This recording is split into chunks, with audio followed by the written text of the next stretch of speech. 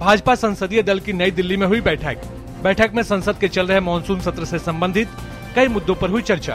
बैठक में कांग्रेस के नकारात्मक, विकास को अवरुद्ध करने वाले और बाधा पहुंचाने वाले रवैये के खिलाफ प्रस्ताव पास। अपने 25 सांसदों के लोकसभा से निलंबन के विरोध में कांग्रेस ने आज संसद परिसर में विरोध प्रदर्शन किया। कांग्रेस ने फैसला किया है कि वह संसद का बहिष्कार करेगी। उधर तृणमूल कांग्रेस संसद का बायकॉट करने के कांग्रेस का फैसले का साथ नहीं देगी और संसद की कार्यवाही में हिस्सा लेगी। मानसून सत्र के दौरान लगातार विरोध कर रहे कांग्रेस के 44 में से 25 सांसदों को कल 5 दिनों के लिए लोकसभा से निलंबित कर दिया गया था। यूपीए सरकार द्वारा बनाए गए भूमि अधिग्रहण कानून में शामिल सहमति और सामाजिक प्रभाव आकलन सहित कुछ और प्रमुख प्रावधानों को वापस लेने पर भाजपा सदस्य सहमत हो गए हैं। इसके अलावा संयुक्त समिति में यह भी सहमति बनी है कि पिछले साल दिसंबर में एनडीए सरकार द्वारा अध्यादेश के जरिए लाए गए विवादास्पद संशोधन को हटा दिया जाए। एनडीए द्वारा विधेयक में किए गए कुल 15 संशोधनों में से 9 का कांग्रेस और अन्य विपक्षी दल विरोध कर रहे थे। केंद्र सरकार ने सभी राज्य सरकारों से प्याज की जमाखोरी और कालाबाजारी रोकने के लिए तुरंत कार्रवाई करने को कहा है। कल नई दिल्ली में खाद्य मंत्री रामविलास पासवान ने कहा कि सरकार 10,000 टन प्याज आयात करने की प्रक्रिया में है, जिससे बाजार में प्याज की आपूर्ति बढ़ाने में मदद मिलेगी। खाद्य मंत्री ने कहा कि नेफेड ने प्याज के आयात के लिए निविदाएं दे दी हैं और इस सप्ताह नीलामी की प्रक्रिया पूरी हो जाएगी। नागालैंड के मुख्यमंत्री टी आर जेलियांग ने भारत सरकार और एनएससीएन के बीच शांति समझौते पर हस्ताक्षर होने का स्वागत किया है।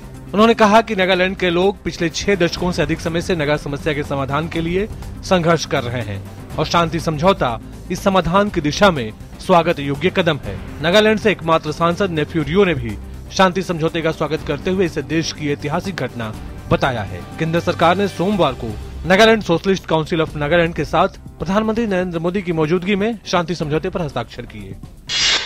प्रधानमंत्री नरेंद्र मोदी ने नागा शांति समझौते के मौके पर कहा कि 6 दशकों से लटके इस मुद्दे के सुलझने के बाद नागालैंड का विकास होगा और साथ ही इससे देश के विकास में भी मदद मिलेगी। विदेश मंत्री सुषमा स्वराज ने राज्यसभा में कल स्पष्ट किया कि उन्होंने ललित मोदी के यात्रा दस्तावेजों को लेकर ब्रिटेन की सरकार से कभी सिफारिश नहीं की है। सुषमा ने अपने ऊपर लगे विपक्ष के सभी आरोपों को निराधार बताया। पाकिस्तानी रेंजर्स ने एक बार फिर जम्मू के परगलाव और काना सेक्टर में सीज फायर तोड़ा है। पाकिस्तान की ओर से लगातार मोर्टार दागे जा रहे हैं, साथ ही अंतर्राष्ट्रीय सीमा पर गोलीबारी भी की जा रही है। पाकिस्तान की ओर से गोलीबारी सुबह 5:40 पर शुरू हुई थी, जिसका भारतीय जवानों ने करारा जवाब दिया। घुसपैठियों को हमले की आड़ में भारत पहुंचाने की कोशिश कर रहा है पाकिस्तान। गौरतलब है पिछले कई महीनों से और खास तौर पर पिछले हफ्ते से पाकिस्तान की ओर से लगातार सीज फायर का उल्लंघन किया गया है। बारिश और बाढ़ से पश्चिम बंगाल और उड़ीसा में हालात बेहद गंभीर हैं।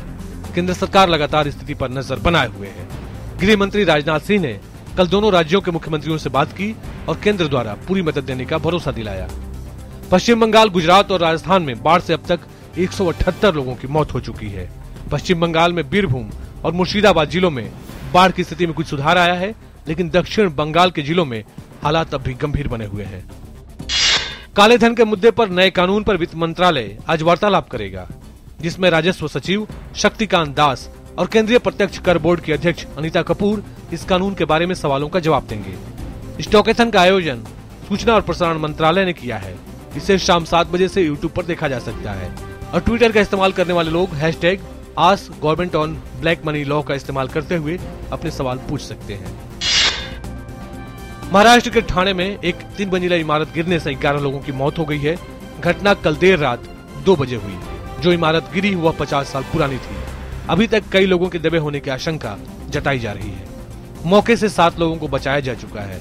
इस बीच रेस्क्यू के लिए जिला प्रशासन ने एनडीआरएफ टीम को बुला लिया है। पिछले हफ्ते भी ठाणे में एक इमारत गिर गई थी, जिसमें 7 लोगों की मौत हो गई थी। रिजर्व बैंक ने की मौद्रिक नीति की घोषणा। ब्याज दरों में कोई बदलाव नहीं। रेपो दर 7.25% और CRR 4% पर अपरिवर्तित रखा गया। ऊंचे बेस से महंगाई घटने के आसार। रिजर्व बैंक ने 7.6% GDP ग्रोथ का जताया अनुमान। साथ ही CPI का अनुमान 0.2 पॉइंट घटाया। संयुक्त राष्ट्र सुरक्षा परिषद के महासचिव बान की मून ने अमेरिकी राष्ट्रपति बराक ओबामा के जलवायु परिवर्तन पर दिए प्रस्ताव की सराहना की है। मून ने इसे एक दूरदर्शी नेतृत्व बताया है। बराक ओबामा ने कल जलवायु परिवर्तन पर अपना प्रस्ताव रखा, जिसमें अगले 15 सालों में अमेरिकी ऊर्जा संयंत्रों से ग्रीन हाउस गैसों के उत्सर्जन को 1/3 तक कम करने पर जोर दिया गया है। इस प्रस्ताव का ऊर्जा उद्योग ने कड़ा विरोध किया है। तीरंदाजी विश्व चैंपियनशिप में शानदार प्रदर्शन करने वाली भारतीय टीम आज सुबह स्वदेश वापस आ गई है। दीपिका कुमारी, लक्ष्मी रानी मांझी और रिमिल बारोइली की तिकड़ी ने शानदार प्रदर्शन करते हुए रिकर्व टीम स्पर्धा में रजत पदक अपने नाम करने में सफलता पाई। फाइनल में भारतीय महिलाओं को रूस के हाथों हार का सामना करना पड़ा था। हालांकि टीम ने रिया ओलंपिक के लिए भी क्वालिफाई कर लिया है।